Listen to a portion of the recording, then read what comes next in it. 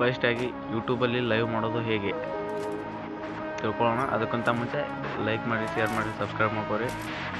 ಪೂರ್ತಿ ವಿಡಿಯೋ ನೋಡಿರಿ. ಈಗ ಹೇಳ್ತೀನಿ ಎಂಡವರೆಗೂ ಲೈವ್ ಸ್ಟ್ರೀಮ್ ಯಾವ ಆ್ಯಪಲ್ಲಿ ಮಾಡೋದು, ಹೇಗೆ ಮಾಡೋದು ಅಂತ ಎಲ್ಲ ಪೂರ್ತಿ ಸೆಟಪ್ ತಿಳಿಸ್ಕೊಡ್ತೀನಿ.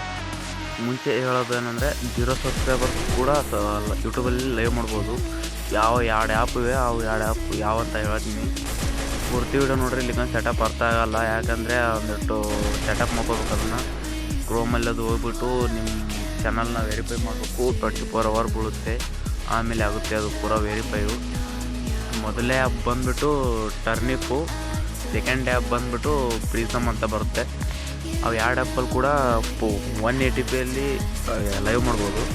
ಹೇಗೆ ಲೈವ್ ಮಾಡ್ಬೋದು ಅಂತ ಪೂರ್ತಿ ಸೆಟಪ್ ವಿಡಿಯೋ ಬೇಕಂದ್ರೆ ಸಬ್ಸ್ಕ್ರೈಬ್ ಮಾಡ್ಕೊಂಬಿಟ್ಟು ಸೆಟಪ್ ವಿಡಿಯೋ ಅಂತ ಕಮೆಂಟ್ ಮಾಡಿರಿ. ನಾನು ಪೂರ್ತಿ ವಿಡಿಯೋ ನೆಕ್ಸ್ಟ್ ವಿಡಿಯೋ ಮಾಡಾಕ್ತೀನಿ.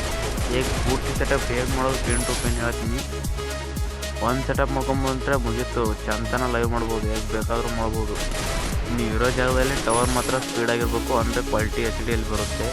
ಇಲ್ಲ ಅಂದರೆ ಹೊಡ್ಕೊಡ್ಕಂತೂ ಬರುತ್ತೆ, ನಮ್ಮನ್ನು ನೋಡೋಕ್ಕೆ ಚೆನ್ನಾಗಿರಲ್ಲ ಅದೆಲ್ಲ. ಅದಕ್ಕೆ ನಾನು ಲೈವ್ ಮಾಡಲ್ಲ ಭಾಳ ಜಾಸ್ತಿ, ಮಾಡಿದ್ರು ಕೂಡ ಚೆನ್ನಾಗಿರಲ್ಲ ಅದು. ಸೆಟಪ್ ವಿಡಿಯೋ ಬೇಕಂದರೆ ಪಾರ್ಟ್ 2 ಅಂತ ಕಮೆಂಟ್ ಮಾಡಿರಿ. ಆದಷ್ಟು ಜಲ್ದಿ ಮಾಡ್ತೀನಿ. ಪೂರ ಯಾವ ಥರ ವೆರಿಫೈ ಮಾಡೋದು ಅಂತ ಎಲ್ಲ ತಿಳಿಸ್ಕೊಡ್ತೀನಿ. ಅಂದರೆ ಪೂರ ಅರ್ಥ ಆಗುತ್ತೆ.